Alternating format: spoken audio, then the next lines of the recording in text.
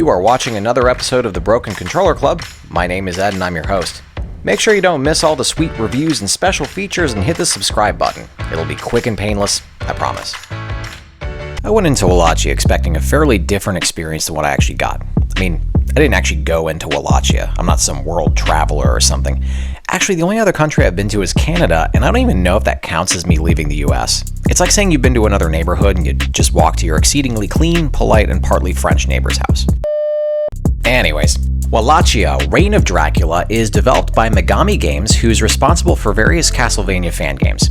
That said, this is not a Castlevania homage like you'd expect. It's got the look of some of the Castlevania titles, specifically the 16-bit games like Castlevania Bloodlines and Super Castlevania 4, but that's about where it ends. No, instead of playing it like past or present Castlevania, this game is much more of an arcade-styled game that you would have played back in the 80s or the very early 90s.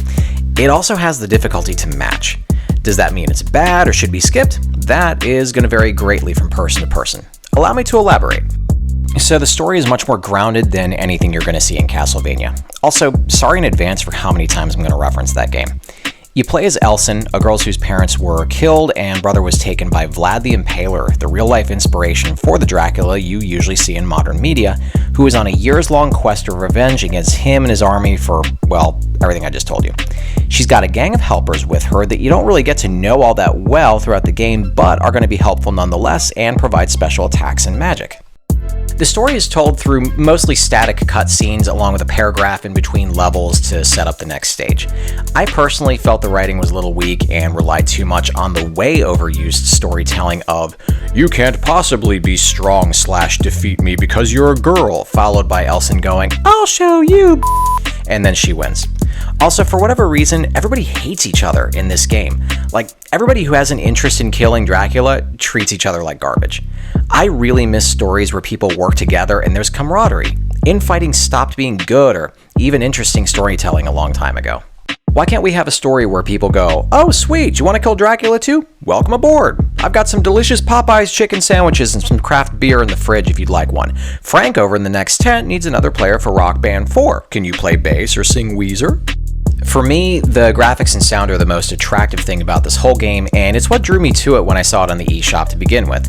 Actually playing it, the game looks and sounds great, and I was not disappointed at all.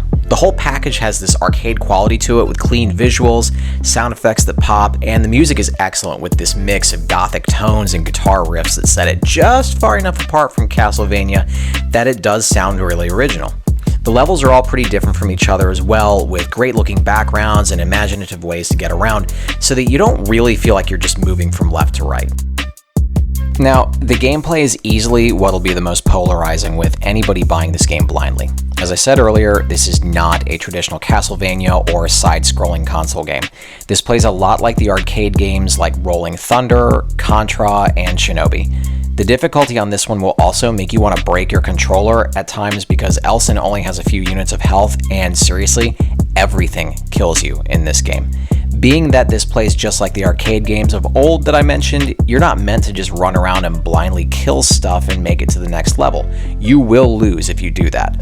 Instead, everything is scripted to happen the same way every playthrough, so just like those older games, you're meant to memorize the levels and the enemy placements. The deaths in this game will feel cheap, but they're actually not if you take the time to learn the layouts of each stage. Your main attack is with your bow and what's apparently an unlimited amount of rapid fire arrows. You've got a sword for close attacks, you've got a slide move, and your helpers can pop in for a special if you've got enough orbs you've collected from enemies. You also get power-ups from enemies and these birds that fly around at the top of the screen, but those power-ups are gone as soon as you take any sort of damage whatsoever, so you can't really get all that attached to them. The controls are tight, but they're also kind of quirky. Like, you can't really use specials while you're crouched, and you can't cancel out of whatever you're doing in order to do another move, and that will probably get you killed a lot because of how many modern games allow that.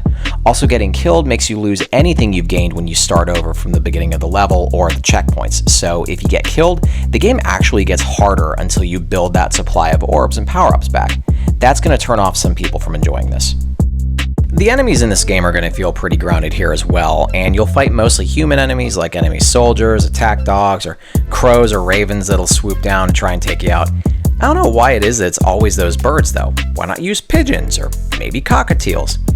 These bosses here are going to vary between your typical large soldiers with even larger weapons, trap rooms, and things like that.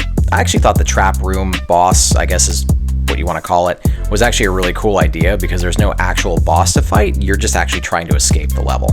As far as extras and replayability go, you can change the difficulty if you'd like a greater challenge or if you need to lower it and just ease into the game a little more, and there's also trophies to get along with some challenges.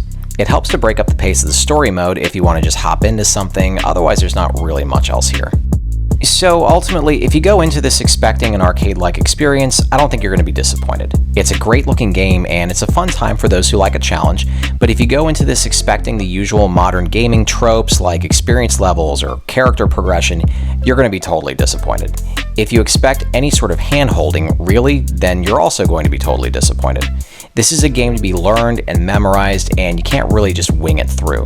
If you liked Rolling Thunder or Contra, which are very much this type of game, then you're going to get a kick out of it.